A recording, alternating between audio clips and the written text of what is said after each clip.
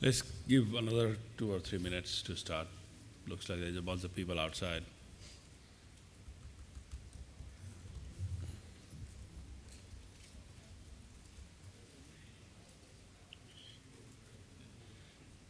Hi, good morning.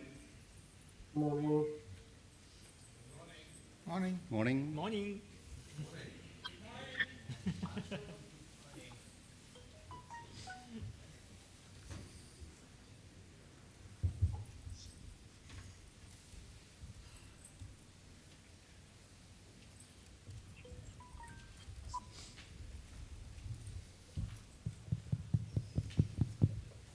Before we could begin, can I just give a small birthday gift to the Director General?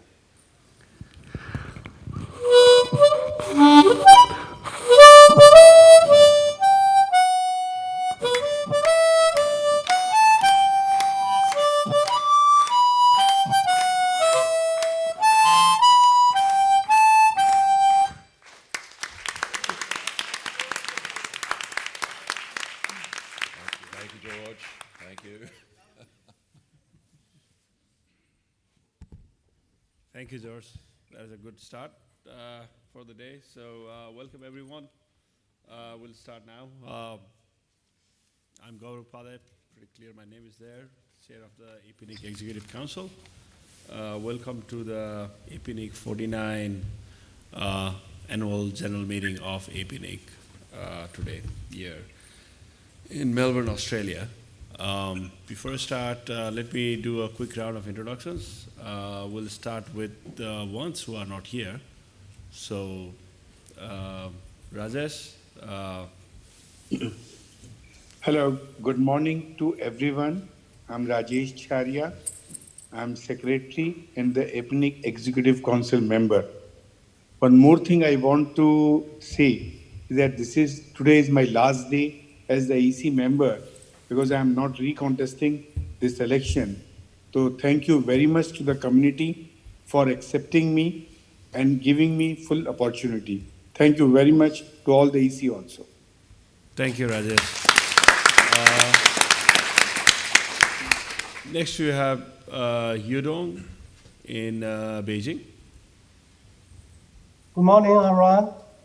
This is Yudong Zhang from Censored China. Because of the coronavirus, I cannot attend the meeting on site. And I am remotely joining the meeting from Beijing. Thank you. Thank you. Now we can start from Mars on that side. Okay. Good morning. Yoshinobu Matsuzaki from Japan, EC member. This is Kem Cheong, one of the EC member from Hong Kong. This is Benjamin from Indonesia.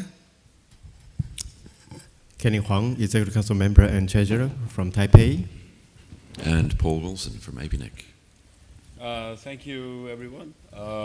As you know, we have 8 members on the EC, 7 of us are elected, and Paul is the ex-officio member of the EC as the Director General of APNIC. Now we'll immediately move on to the next step, which is the, as usual at every Apricot, we have elections to the APNIC Executive Council.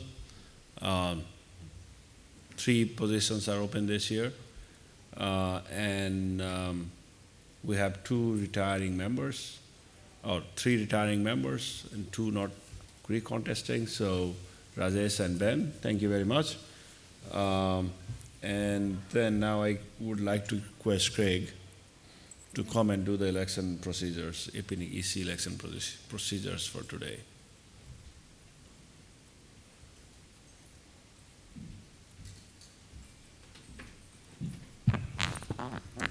Good morning. I'm Craig Ng, I'm APNIC's General Counsel. I'll be running through the APNIC Executive Council election procedures for you. So as Gaurav has mentioned, at every Apricot we have differing numbers of Executive Council members who retire by rotation.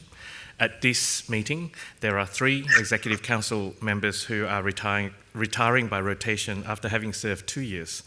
Each of them are eligible for re-election. So there are currently 3 vacant seats, and they are the subject of today's election.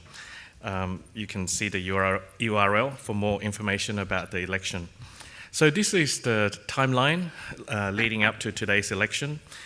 In December 2019, the Executive Council announced that for this election and going forward, we will be conducting full electronic voting and no paper ballot. Starting from the 6th of January this year, we opened the nomination for Executive Council members. The nomination period was around 1 month that ended on 3rd of February. Starting from the 6th of February, members were able to vote electronically and continue to be able to vote electronically.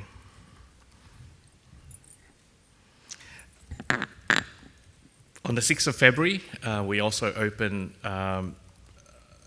the proxy appointment process, so where members can appoint proxies. That appointment process finished 48 hours, so 2 days ago. And the proxies are able to vote later on this morning when announced by the election chair. And members' online voting will close today at 2:30 p.m. local time in Melbourne.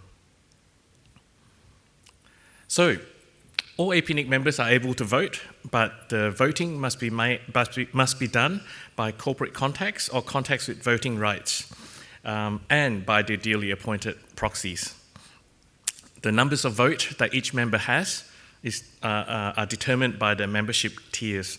These are the tiers and the corresponding number of votes. So I mentioned the nomination period. So only corporate contacts can make nomination through the APNIC 49 website. So the nomination period, as I mentioned earlier, started on the 6th of January and ended on the 3rd of February.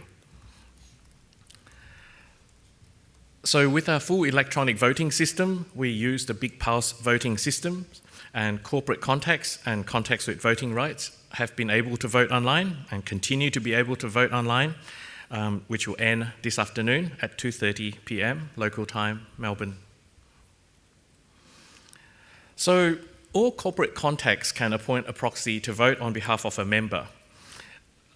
If you appoint a proxy, then you are not able to exercise your own right. Proxy appointment started on the 6th of February and ended 2 days ago, as I mentioned, on Wednesday morning. And proxies will be able to vote when the election chair opens it for voting shortly, and will end at 2:30 p.m. this afternoon. The results will be declared this afternoon at approximately 3:30 p.m. today. So when the announcement is made by the election chair will also disclose any notice of any disputes and the resolution of the dispute, and also any communication that the election chair has with the independent scrutineers regarding any anomaly or issue. So this is how the election results will be announced, and this is consistent with the announcement that we've made in the past. And so the announcement will be the number of votes that each candidate has received in the order from highest to the lowest. So the first 3 candidates with the highest votes will be declared elected under this election. The election chair will also announce the total number of votes received for this election. So for this election, the APNIC Executive Council has appointed Julie Hammer as the election chair. The Executive Council has also appointed Andre Gelderblom and Connie Chan as election officers, and George Odagi and Tom Doe as election tellers. The election chair, in turn, appoints the independent scrutineers. So for this election, the election chair has appointed Madhvi from APNIC and Nicholas from RIPE NCC as the election scrutineers. So they're independent staff, not connected with any candidates. If there are any disputes, any complaints regarding the conduct of the election, they must be lodged in writing with the election chair at the conference here and be lodged no later than 1 hour before the scheduled declaration of the election. That means 2:30 p.m. is the deadline for the lodgement of any disputes, and they must be in writing, and they can only be lodged by either the nominees or the members through the authorized voting representative. So this is very important. The election chair has the discretion to resolve the dispute at her full discretion. Are there any questions? Okay, thank you. Thank you, Craig.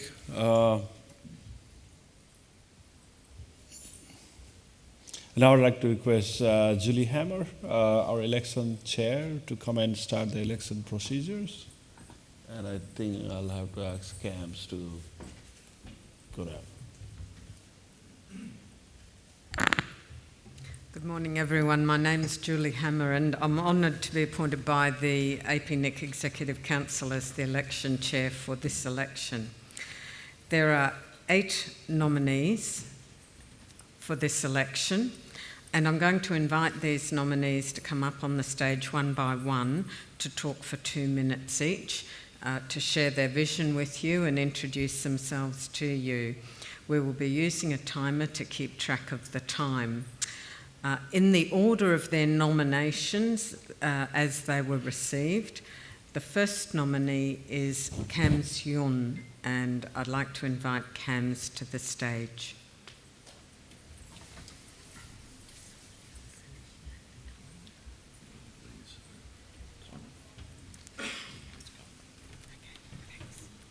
Thank you.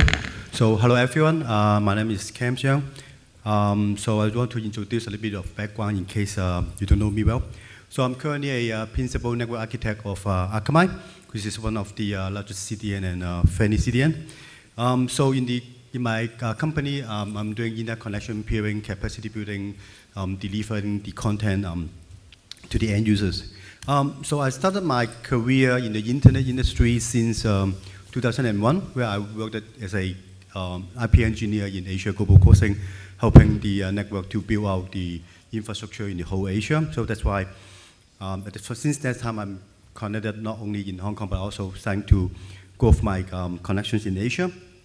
So with the background of this network infrastructure build, I start to understand a lot of internet infrastructure, different internet landscape in different countries across the whole Asia. And of course, I make a lot of friends in this community. So in terms of my community involvement, I have been attending Apricot and APNIC since a long time. So I looked at the whiteboard last night that I started to see where I started the Apricot is 2002 in Bangkok. That is my first Apricot. So that is since now I think it's 18 years. Of course, I don't join all the Apricot, but I think I joined most of them. So and I've been involved in like the startup of the Hong Kong NOC, and a lot of been involved and participate in a lot of the different NOCs in the region to helping to collaborate and share knowledge across the Asia.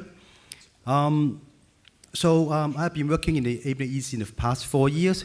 So that helped me to understand how APNIC as an organization works and how to serve the members better. So at the end, I think I just want to thank everyone that who support me, and I will just try to continue to try my best to serve the members. Thank you.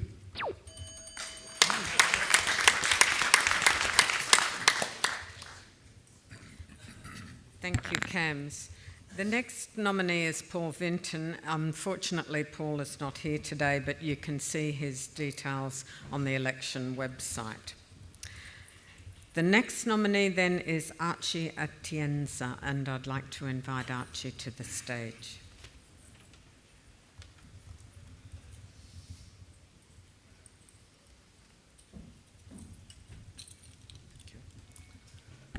Hi, good morning. Archie Atienza from Philippines. A little bit of background. I work for Globe Telecom, dual role, handling infrastructure and product. Also, I'm part of the board of the Internet Society Philippines, and as well as the current chair of the Philippine Network Operators Group. This is my first time to be nominated, first time in Melbourne, and first time to say something here. So I think first time Something new is always good, something different, new perspectives, new opportunities. Chose to be part of this one, not because I'm a bit obliged to, because of the experience I learned, but because I think I can make a difference, I can help.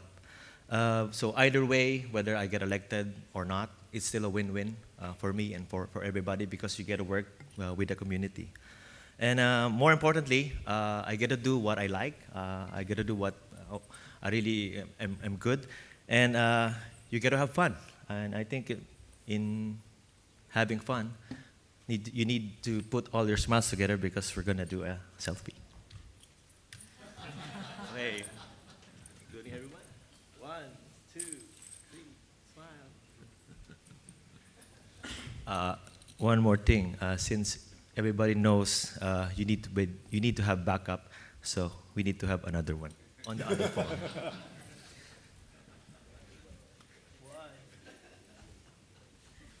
Thanks and congrats to everybody.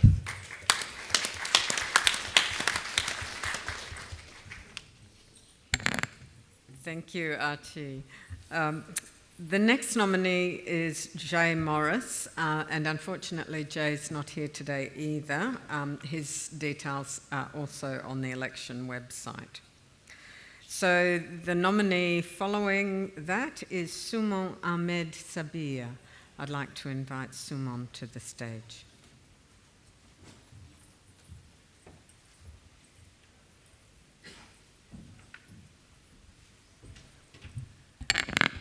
Good morning. I'm Sumon Ahmed Sabir.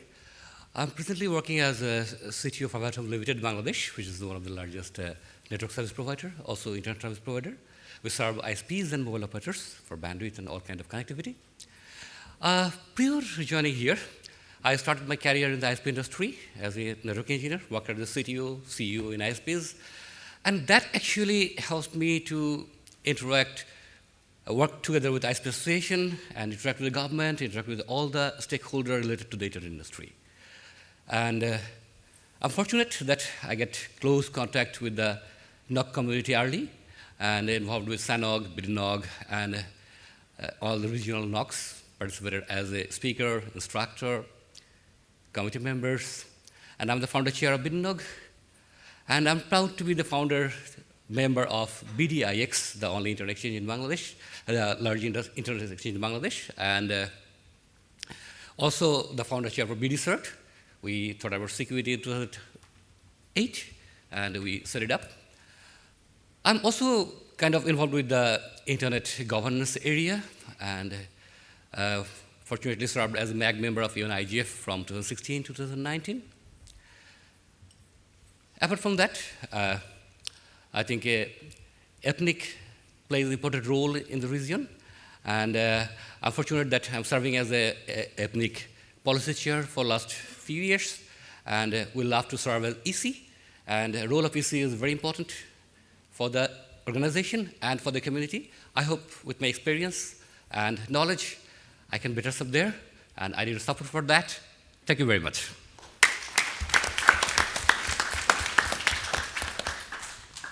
Thank you, Shumon.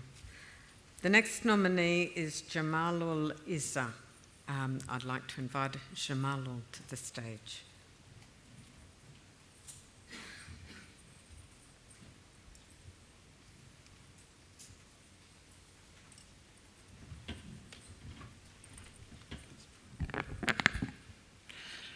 Good morning to you all. Let me introduce myself. I am Jamalul Izzah, since I have been chairman of APG Indonesia ISP Association, which also near for Indonesia. First of all, I would like to extend my thanks and gratitude to all parties that have nominated me and to all friends in APNIC to make this election possible. Since 2 years ago, Indonesia has become active in participating in EC board. Our decision is that we would like to share all complicated and solutions out of internet industry, which now is serving more than 117 million users by more than 500 ISP. We hope that this completes along with its solution my ancient knowledge based within the APNIC community, and its benefit might be shared throughout all member APNIC. With Benjamin term is EC expiring, we hope that we still can continue our internet of sharing this Indonesia internet experience by having other Indonesia internet industry. But person in the next EC board member, and our intention is that this is for the benefit of all APNIC members. Once again, thank you for my nomination. I humbly request all of your APNIC members to vote in favor of my nomination. Thank you.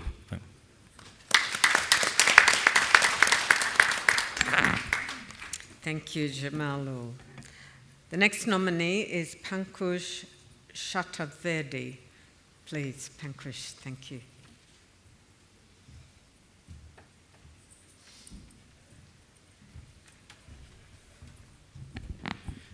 Good morning, friends and colleagues. My name is Pankaj Chaturvedi. I come from India.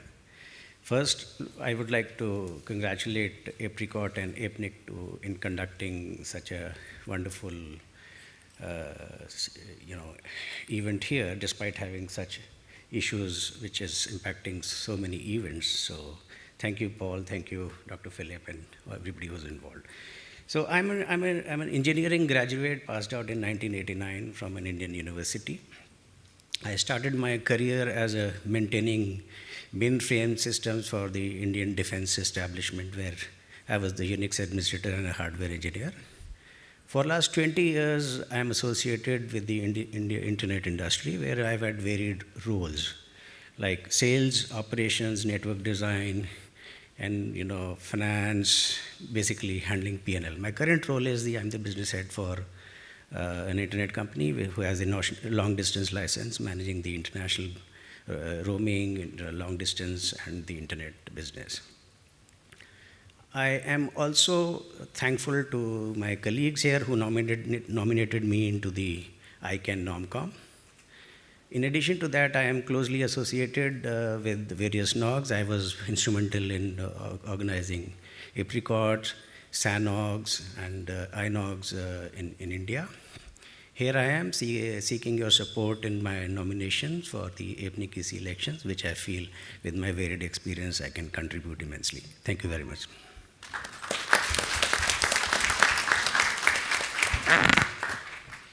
Thank you, Pankaj. The final nominee is Swastihik Gopinathan. Unfortunately, he's unable to attend the meeting today, but his details also are on the website. So thank you to all the nominees for your speeches.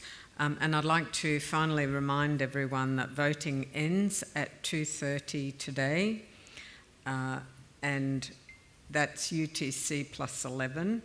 About 14:30, 2:30 local time, and remind everyone to get your votes in by then.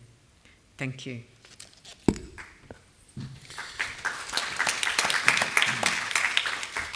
Thank you very much to the election chair. I just was told that Craig forgot to mention that we do have the technical support personnel from Big Pulse, the company that provides the online voting system, available to answer any technical questions during the day, if there are any questions. Right.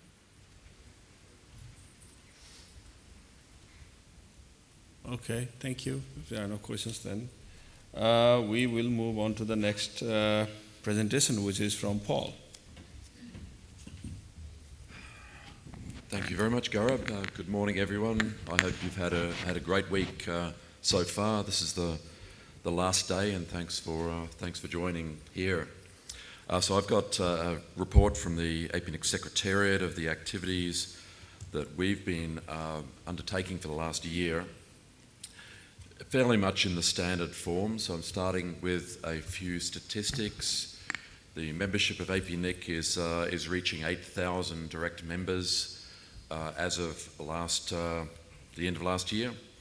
This chart also shows the number of organisations served by NIRs, and you can see that there's around 17,000 in total organisations around the year, network operators who around the region, network operators who are building the internet and are served by APNIC.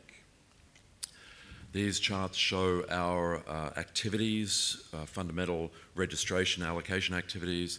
They're sort of fairly steady. The one that's increasing quite dramatically is the IPv4 transfers in the bottom left. And I suppose as the demand for IPv4 continues and until IPv6 takes over, we can expect those transfers to keep rising as time goes on.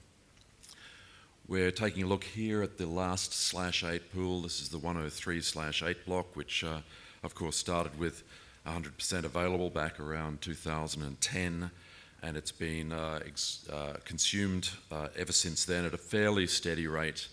The green bars show the remaining space. Now it's under 20%. The blue line shows the consumption per year, which peaked back in 2016, but there have been a couple of policy changes, and most recently we've moved from a maximum allocation size of /22 to /23, so that is resulting in the reduction in consumption over the last year. And that was just part of the year, so I suppose we'll see the full effect of that policy change during the course of this year. This is the chart that comes from APNIC Labs from Jeff's analysis of the remaining IPv4 pool, and it shows that really all of the RIRs are approaching the bottom in terms of the remaining v4 address space. We have RIPE NCC and ARIN who've reached full exhaustion, more or less. APNIC has reached its last /8 or its last soft landing policy, and APNIC is the light blue line, which has been sort of steadily trending, steadily going down over the last, well, the course of this entire graph.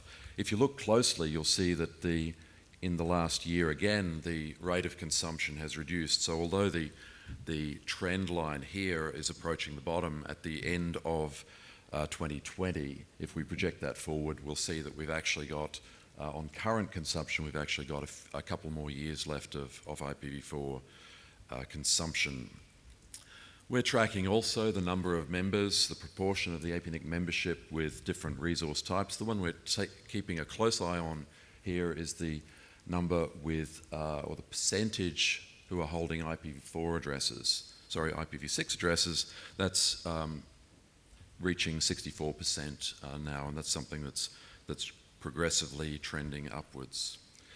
Now, you may have heard during the course of this week that at the Secretariat we're restructuring our development activities around the disciplines of product management, which is an approach to the entire life cycle of the products and services that APNIC is developing and offering to the membership and community. It's a user-centric and agile approach which brings together members of the APNIC staff from across the organisation to really focus on the entire life cycle of projects and products and services that we are developing for the community. We've got, in the last year, we stood up 3 different cross-functional product teams for registry membership and information services, and some support teams, and we're doing more of this in 2020 to complete the product management sort of transition across the organisation. So, for instance, the APNIC Academy is a product group as well as of this year. And just moving on, starting with membership products, the main membership product we have, the gateway to all of those products is MyAPNIC, and we've finished the integration of the single sign-on so that, as you may have seen with this event, we've got integration of event registration and the Academy and some of the information products into the MyAPNIC system, so it's becoming more of a portal for access into various services. And of course the election platform is integrated there as well. We've been implementing Prop 125 also this year, This team has been looking after the IRT and contact validation. We've sent out a good 1,000 or so emails. Not a bad confirmation rate of 62% for that outreach, but we've got a fair amount more to do, obviously, many thousands of contacts which are being validated. That's also being extended to IRT objects and abuse C contacts in the database.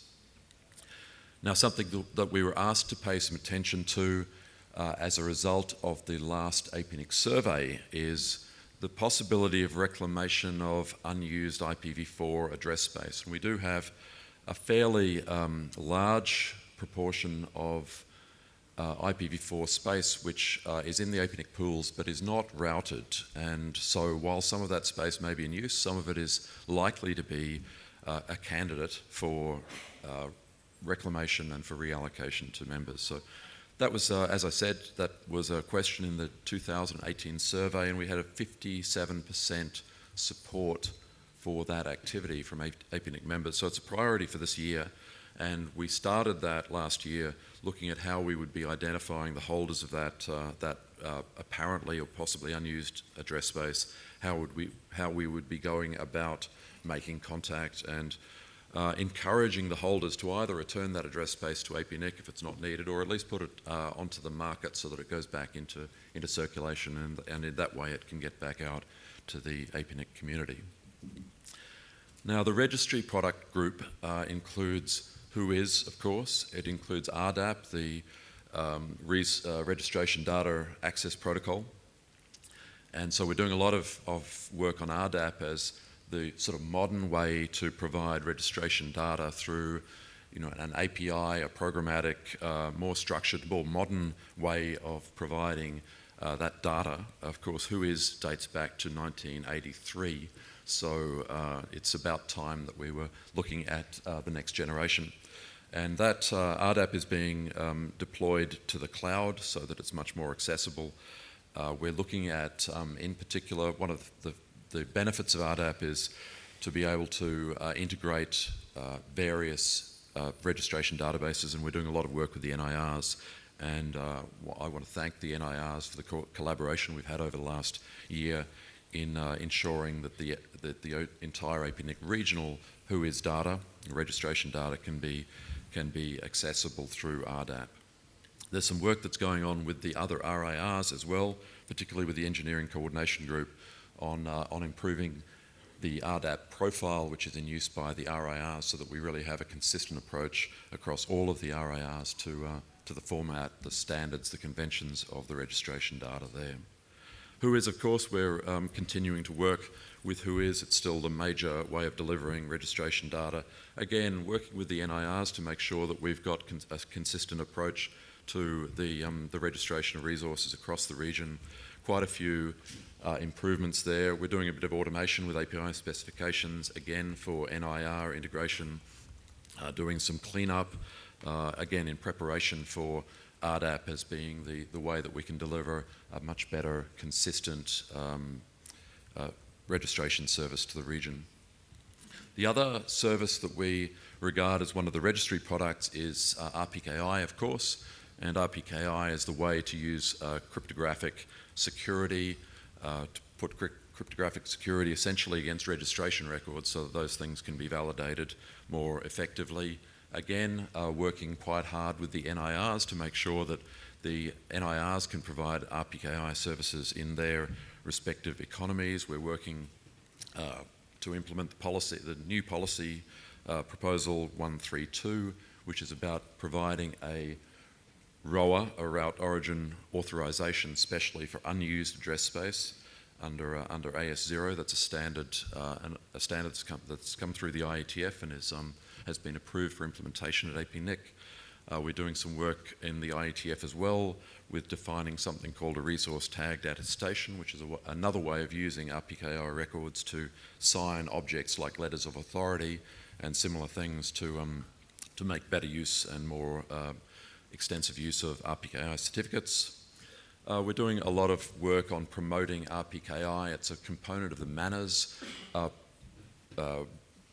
process, I suppose, which is being promoted by the Internet Society as a very good practice for securing routing. And we've been doing a lot of training, technical assistance, a lot of presentations. You might recall that particularly at APNIC 48, there was a lot of attention on RPKI across the program of that meeting. We also have a new now called Routing Security SIG, which was held for the first time yesterday. And we've got this campaign with the Tiger to encourage rowers to be registered, and there's a pretty good uptake of the use of rowers and the registration of rowers. 154% increase, for instance, in IPv6 coverage with route origin authorizations last year, and 75% improvement in IPv4 as well. The next registry product news here is about resource quality check, which used to be called resource quality assurance, but it's actually about analysing address blocks to make sure that we can understand routing status and history, route filtering, email and blacklisting, and geolocation errors. And that's all about the fact that particularly as resources being recycled through the transfer market, we would like to understand which blocks and which addresses have got some history of misuse or different factors which may make them problematic for those members who are receiving them. So for instance, we get a lot of geolocation errors that are reported to us as a result of previous use of IP address blocks in different parts of the world, and we try to help members to correct that information, to correct route filtering and blacklists and so on. And there's an information product called NetOx, the Network Operators Toolbox, which includes widgets within that interface to provide you with the data about the history and the use of your IP address blocks. So that's moving on to information products now. The first of the information products is something that we call the Internet Directory, which is an interactive method for browsing and comparing resource registration information. So it's the standard information about IPv4, IPv6, ASN allocations around the region, but it's also including additional information such as the VisAs visualization of AS interconnections, which you see in the top left there. Also the IPv6 capability stats that come from APNIC Labs, and you can do things like compare the capability in your economy with a sub-region or a region or with another economy to see how IPv6 deployment is going. There are a couple of other information products, and if you've participated in the product management process, then you may have helped with providing user input into some of these products, and if you have, then thank you very much. But that's the way we're trying to bring these products into existence with better suitability for your users. So Dash is a dashboard for AS Health, which uses information from the APNIC HoneyNet to advise you or inform you if your network or your blocks are the source of abuse traffic that is detected by the HoneyNet. And NetOx is based on work that we've done with RipeStat to bring RipeStats into use in our region, and that's where you'll find the widgets for the resource quality check functions. Okay, moving on, technical infrastructure. Quite a lot of the work that we've been doing in the last year and planning into the future is virtualization and distribution of our services into different cloud platforms. So we're saving a little bit on the sort of capital and maintenance expenses of running our own servers and having to distribute those around the region. We're taking advantage, like everyone is, of the CDNs and the opportunity for virtualization. So the RDAP service, for instance, will be distributed well through Google Cloud and allow you to get much more rapid and responsive access to that service. Moving on now to a bit of communications. We've got the APNIC blog really providing a constant feed of information to the community. A good 30 or so posts every month that go out. About half of them are guest posts, and we're always looking for more content from the community to be able to publish your information, that's averaging around 50,000 hits per month consistently through the year, and Tony's team is doing a great job in maintaining that and proving its worth to the community. Okay, moving on. Training, of course, is one of the sort of ongoing traditional internet development activities from APNIC. It's continuing at a pretty high rate. So the stats here show that we've had in the last year we've had 69 different face-to-face training events servicing 30 economies in the region, 5,757 training days in total, nearly 2,000 trainees. Now we're scaling up by using community trainers, and for any community trainers in the audience, thank you very much for your help, because this is our means to get the training that APNIC offers out more widely in the community. We're actually able to use more community trainers this year. We reduced the training budget or the training expenditure in the last year, but maintained the same level of training delivery as a result of using the services of community trainers. And the other important thing there is the use of the APNIC Academy, which now has over 5,000 users. And you can use the Academy for online courses, certified online courses, webinars, and virtual labs, which allow you to do hands-on exercises on genuine images from Cisco and other vendors. Now the APNIC Academy, again, it started at the beginning of this year with about 1,600 users, and we tripled that during the course of the year. So there's more than 5,000 users. We've deployed new courses on IPv6 fundamentals, on IPv6 address planning, which has been in development and I think launched this week. We have new labs. We have something that's pretty cool is access to EduRoam. So if you're an APNIC member and an Academy user, then you can roam the world and access the net using EduRoam. The other thing that the Academy platform allows is a pretty efficient way to do multilingual content. So we've got, in addition to English, we've got 8 other languages being supported on the Academy, and that is going to be increasing as we add more languages in future.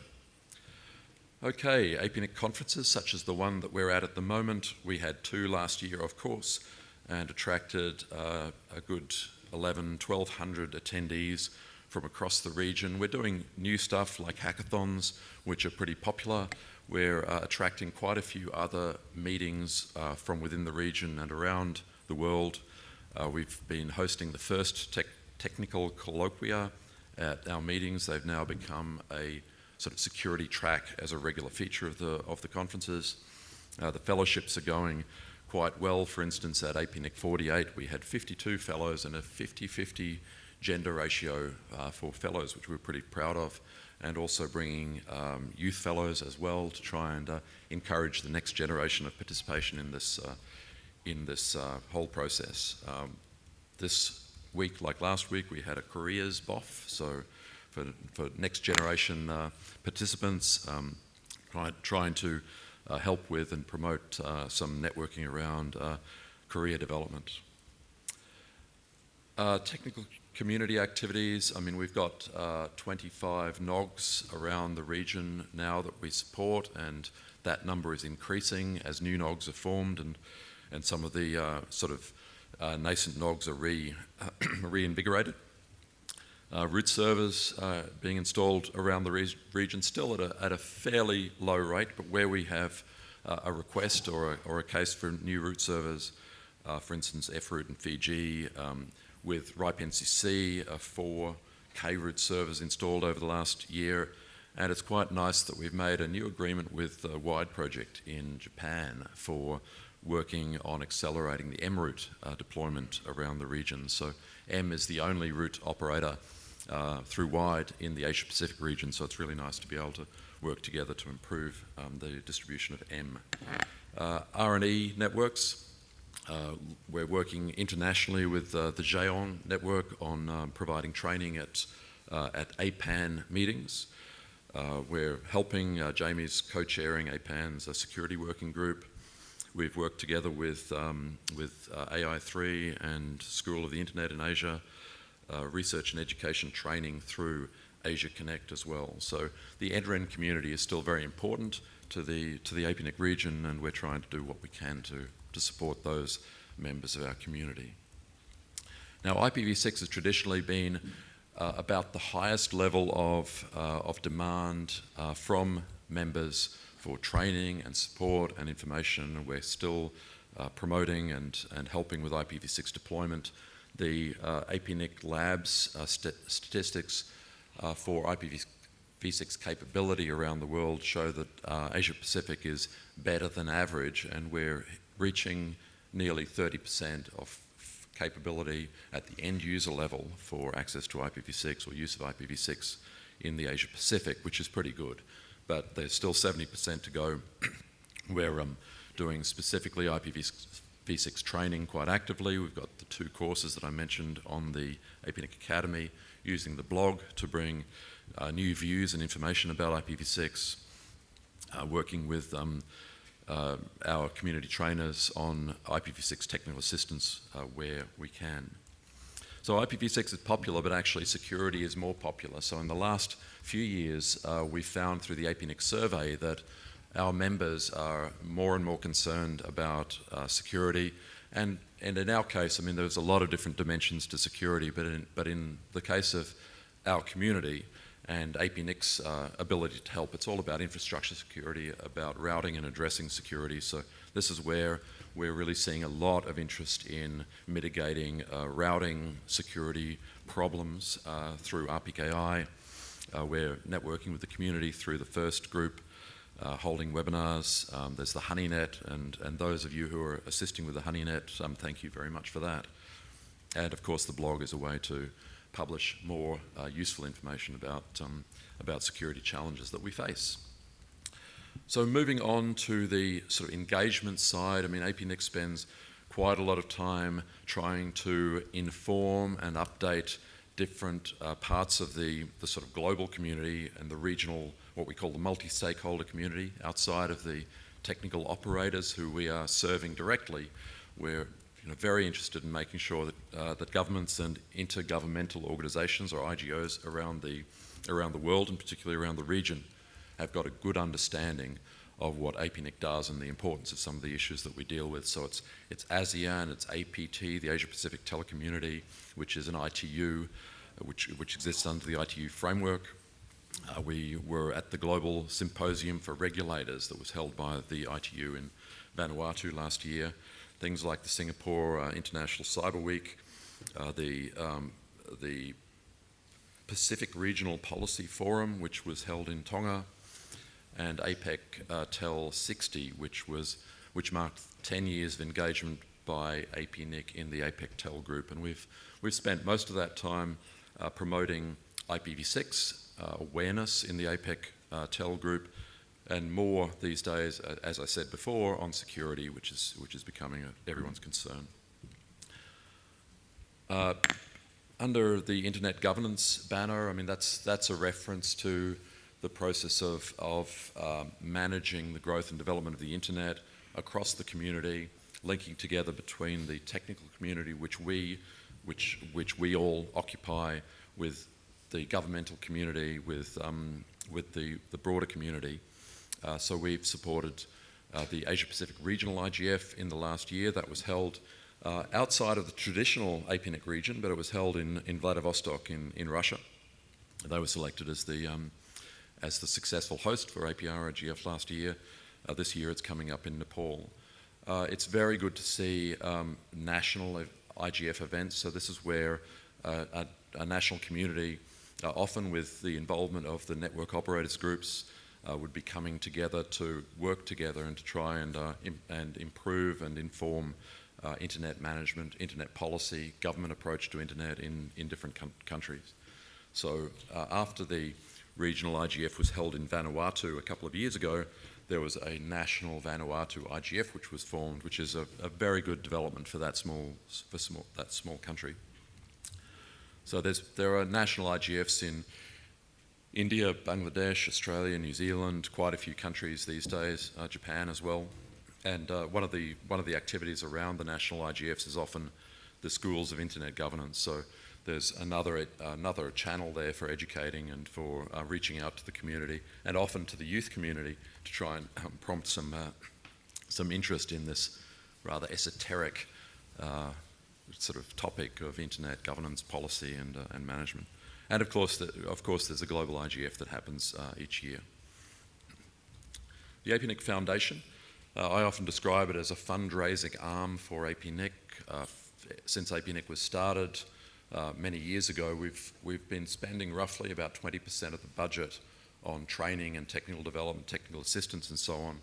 That's never been enough, and the idea of the APNIC Foundation is to be able to attract more resources without relying on member funds to do more training and technical assistance, which it seems is just continually in demand around our region. So the APNIC Foundation is part of APNIC, but it operates with an independent board, and there's now 6 board members who are really esteemed experts in internet development from different parts of the region, and APNIC continues to sort of underwrite the foundation while it is getting up to speed. But in the last 2.5 years since the foundation was started, it's managed to raise about $1 million Australian per year for this work, and that's been a pretty good start. So things like training activities in Papua New Guinea, you probably recall that we had about a $500,000 project where we used a lot of assistance from community trainers and external consultants to run a whole series of training workshops in PNG before the APEC meeting was started. Quite a lot of work being done on encouraging the formation of certs, so Tonga, Vanuatu, PNG, and more to come, and other workshops in Southeast Asia, so workshops in Myanmar and so forth. So again, these are activities that really do directly serve the APNIC membership. So I think we're all interested in a more secure and stable internet to be run, for instance, in PNG or in a CERT that is operating well at a national level. So I'm really very confident that these activities are serving the interests of APNIC members, but it's also fortunate that we're able to do more of this without just relying continually on increased APNIC member funding.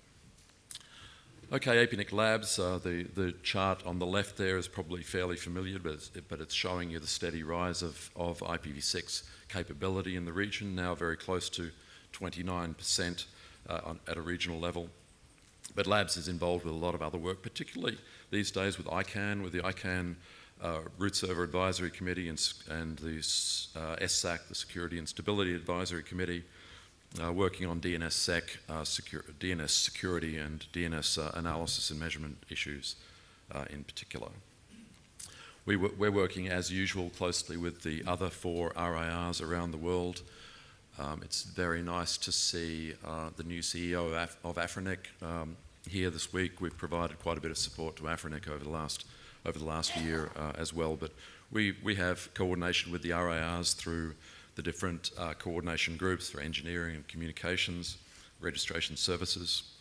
We do a number of staff exchanges with RIRs each year, and we had several of those in the last year as well. Here's a nice new chart of all of our external engagement activities. These are being run in a very systematic way to try and make the best use of the travels and the external engagement that APNIC is undertaking. And this shows you we had 248 different engagements on the list for last year. Nearly a third of those are in training as usual, but there's quite a few other activities which are all tracked here. For instance, 28 of those engagements were with NOGs around the region. So that's APNIC staff attending NOGs and providing training and providing updates and reaching out to members and so forth. So all of that detail is being tracked pretty systematically. So just finishing up here behind the scenes at the Secretariat, a fair bit of work going on our internal systems. We're using SSO, single sign-on, with secure 2-factor authentication for internal systems that are particularly sensitive. But we're using some of the new, I guess, cloud service providers for things like expense management, for travel bookings, for HR management. Salesforce is in use That's where the engagement charts that you saw just now came from, and that's all coming together under SSO. Of course, the Big Pulse election platform is not only an external service, but it integrates with APNIC's internal member management as well. On the finance side, we know and have known for a long time that payments from some APNIC economies can be difficult. We've got online partial payments now and credit card payments to try and cope with the limits that are imposed on credit cards, and also if you have Western Union available to you locally, then you can provide local currency payment of APNIC invoices. HR is fairly active. We've got a turnover of around 10%. Last year that was 7 permanent vacancies, which were refilled. We're putting a lot of work into staff onboarding to make sure that we've got the right people at APNIC. We have internal ISO certified quality management system, and that underwent a successful 3-year recertification last year. And of course, workplace health and safety, WH&S, is also an important part these days of running a good, successful, safe workplace. And you've seen a lot of us here in Melbourne this week, more than usual because it's only a short couple of hour flight down from Brisbane, but there's the team. As of this year, we all got together for a staff conference to look at our planning and activities for the coming year. So on behalf of this group, thank you all very much for your support of APNIC. I'm happy to answer any questions either now or in the course of the day. Thank you.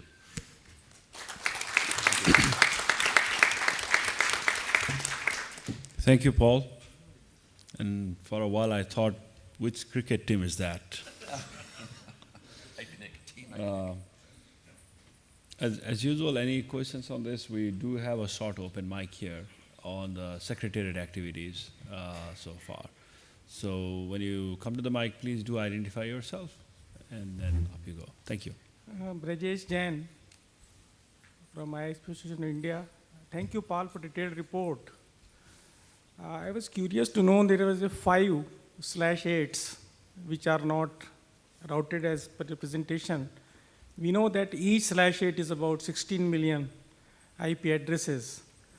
Now, I wanted to know, do we know that who those IP addresses have or not? Number one. Number two, can we make them or are we making them unroutable? There is a lot of discussion happened during this time. And my second part would be, in terms of international engagement, while there has been a good engagement, I would request EC to consider that more community members could also be allowed to participate into other RIR activities. Thank you. Thank you, Brother J. You want to answer the unrouted? I think I'll add to the unrouted bit is, unrouted means it's just not visible on the internet. It is no guarantee that it is not being used. So they still might be using it.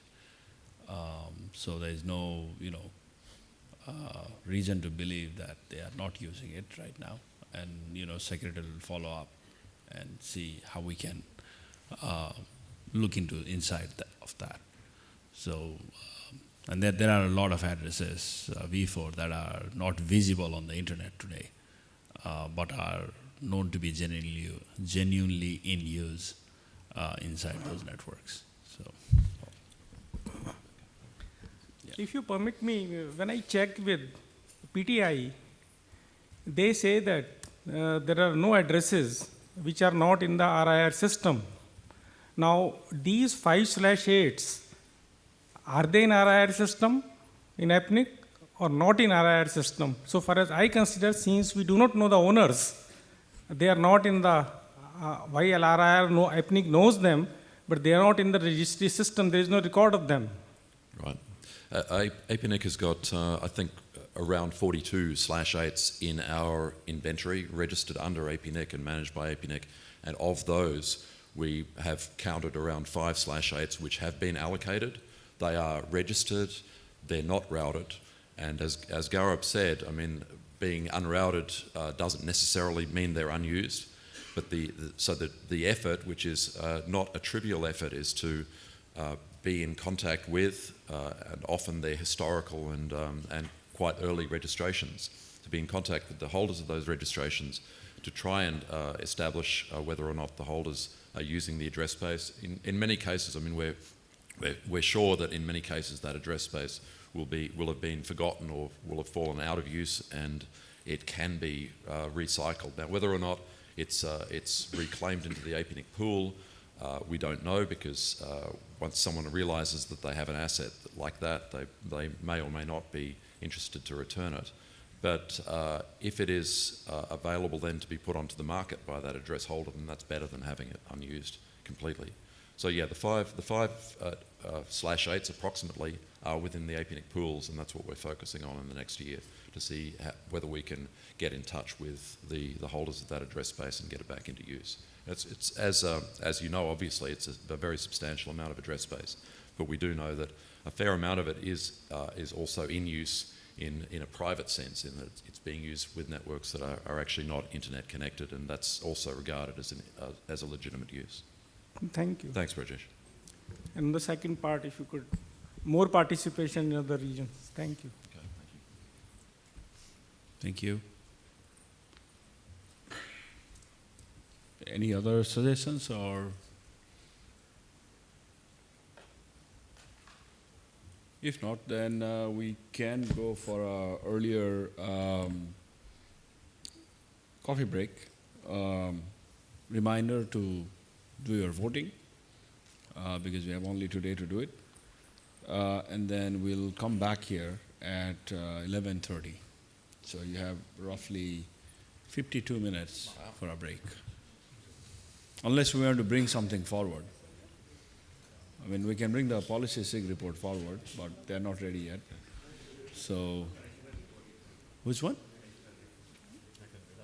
You can do the treasury report? I think we can do the treasury report. That is a short one. So, if that is okay, then we can continue. Should we do the treasury report? I think we should. Okay, then Kenny.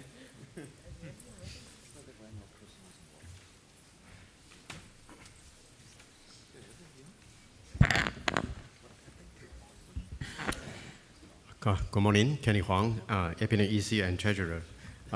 Sorry to interrupt your coffee break, and so I was running quickly for the Treasury report.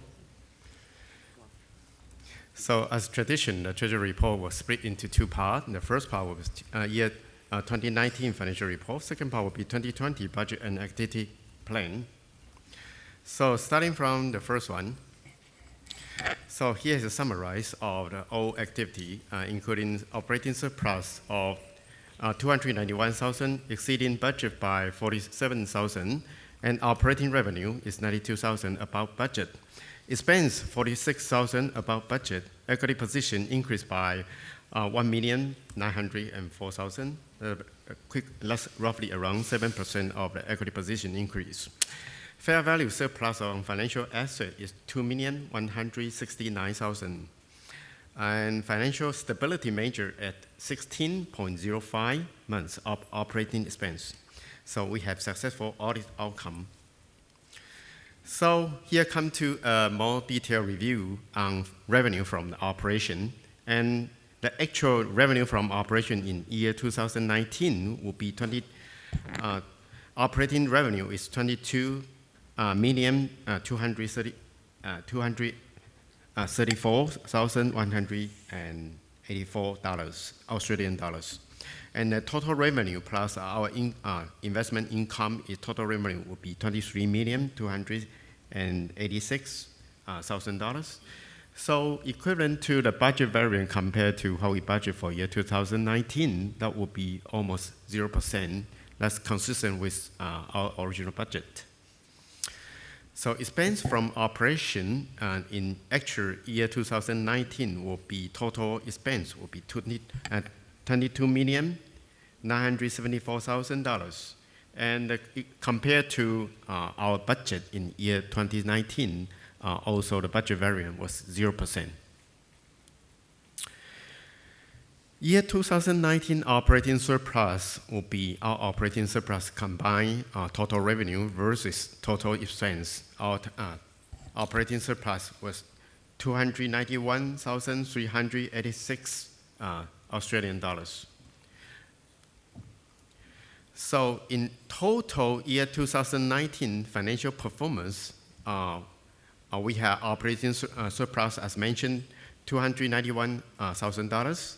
And we also have some fair value surplus on financial assets, $2,169,000. So total surplus for the year was $1,903,000. We break down different expense by different activity. The activity code was identified by the strategic plan as defined 4 years ago. So including serving members, regional development, global cooperation, and corporate. So majority cost was allocated for serving the member. Actually, the total amount will be equivalent to the expense report as mentioned. That's different classification into different categories, including the serving member. Total amount for serving member will be $11,268,000, and total regional development will be $8,242,000. Total corporation will be $2,413,000. And so the total expense still remain the same, $22,974,000. So statement of our financial position until year end of year 2019, our total asset was $45,684,000. Total liability will be $968,000.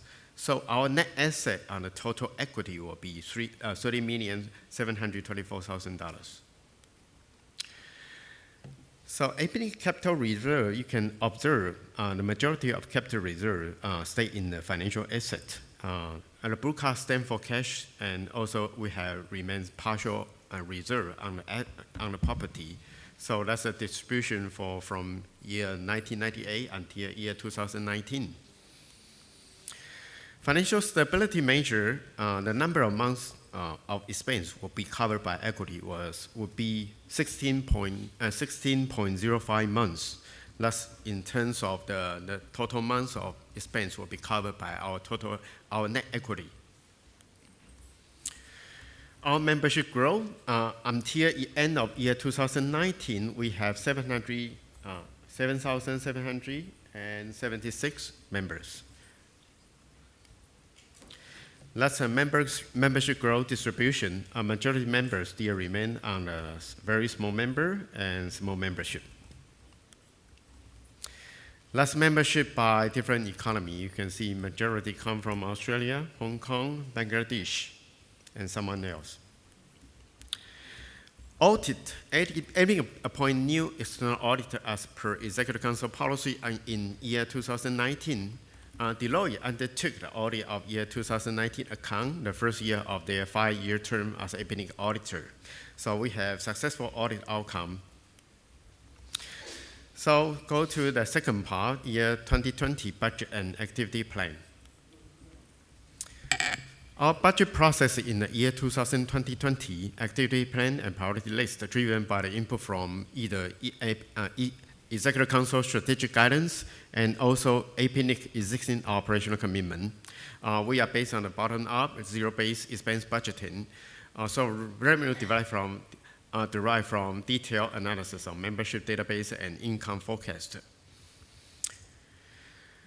So our budget consideration in 2020, including the incorporation of 2020 activity plan. Also, we can see, if you want to see the detail, you can go to apnic.net/transparency. You can see all the detailed budget and activity plan that will be available according to our transparency policies.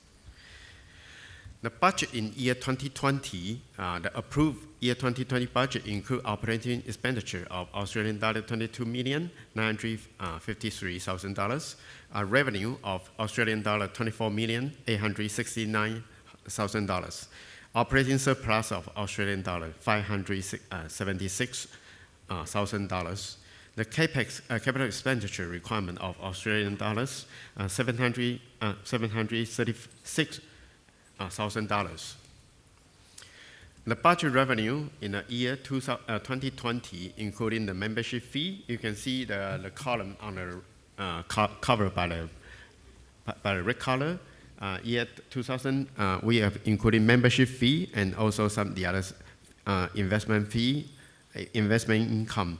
The total revenue from year 2000 will be $24,868,000.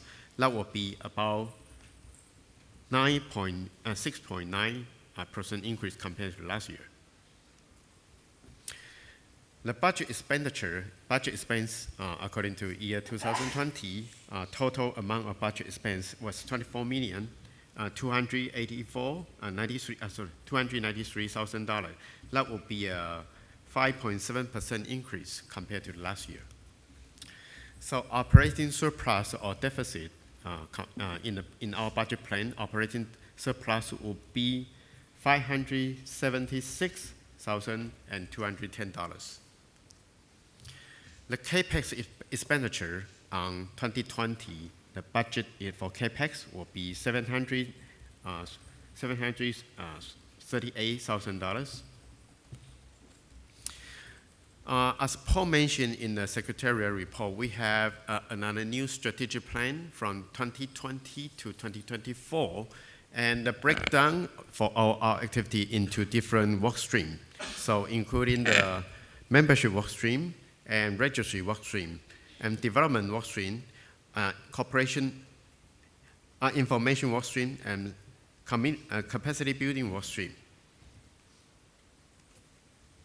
So all the budget was recategorized into the 5 work streams, or that's a different allocation for different work streams. So that's pretty much of my financial report. If you want to see the detail, you can go to apnic.net/transparencies. I'm welcome for any question here. Thank you. Thank you, Kenny. We still have 10 minutes in this session, and the EC report won't fit in 10 minutes, but so we can do some, at least a quick Q&A on the financial report. So I see. Akinori Maimuro, APNIC. Could you get back to the page 19, I think? Okay. No. 19? 19.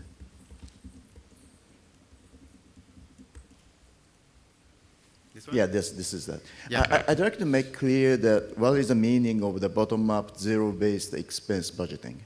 Oh, okay. Basically, a lot of budgeting plan according to historical records, and basically all the APNIC activity was based on the zero-based expense budgeting. That means we have everything recalculated based on what we actually plan to do for this year.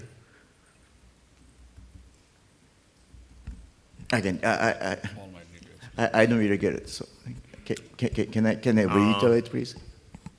Richard, going to very specific explain.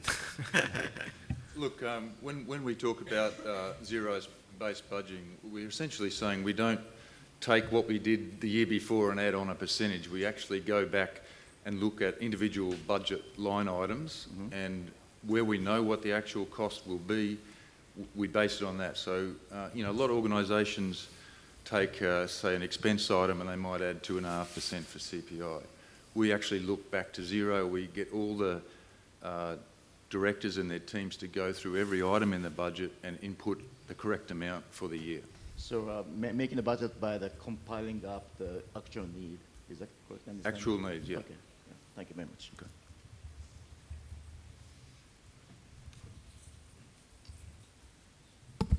Thanks, Richard.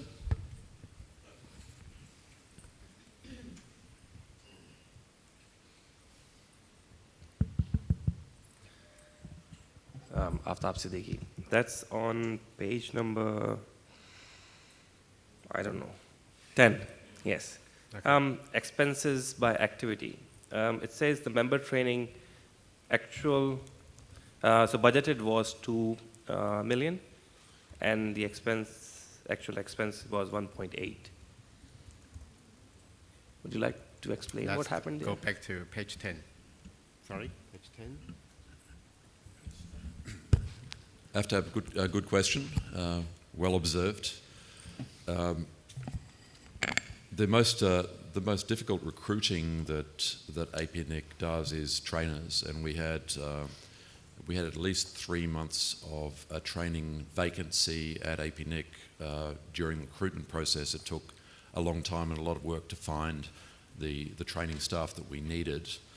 So that resulted in an underspend on the expected salary for that staff, and also less training activity being based from the APNIC office. So the travel expenses that would have been assigned to that training area were less than expected. We were fortunately able to maintain the planned level of training though, so we used community trainers probably more than expected, and that reduces the cost as well. So that's your explanation for that underspend on training. Okay, so just to add to that one is, then how do you explain the community engagement budget which was overspent? Well, the community engagement it's a different line item, so it's a completely different factor, and I suppose it was we had more opportunities, more requests, more need for community engagement activities. There were a lot of NOG events last year, and it's difficult, I suppose, to predict which NOGs are going to be at the beginning of the year, which NOGs are actually going to be active and happening. You know, we often find that a NOG, a particular group will plan an annual meeting, but that meeting might not happen. They might plan two and they don't happen. So we sort of need to respond during the course of the year to the events that come up, and NOGs were pretty active this year. So I think, in one sense, it's a good sign that we actually had more call to do those community engagement activities than we expected. I tend to agree on that point as well. But the thing is, I would emphasize strongly that remaining 200K would have made a lot of difference in the community, which was never spent through community trainers or through something else. And spending 150K extra on the community engagement, yes, it makes a lot of difference once you speak to people face to face, but the first one would have made a much bigger difference. Yeah, and just a last point is, since we are incorporated in Australia, every year ATO sends you a summary that where they spend your whole tax, right? I would request APNIC if they can do that where are you spending the chunk on a simple graph that where exactly the membership money is going. Okay. Okay. Okay. Thanks. Yes, thank you. Thank you, Aftab. Unless David is off for a questioning there. No? Okay. I think we should go for the coffee break now. And we'll be back here at 11:30. Thank you very much. Okay, thank you.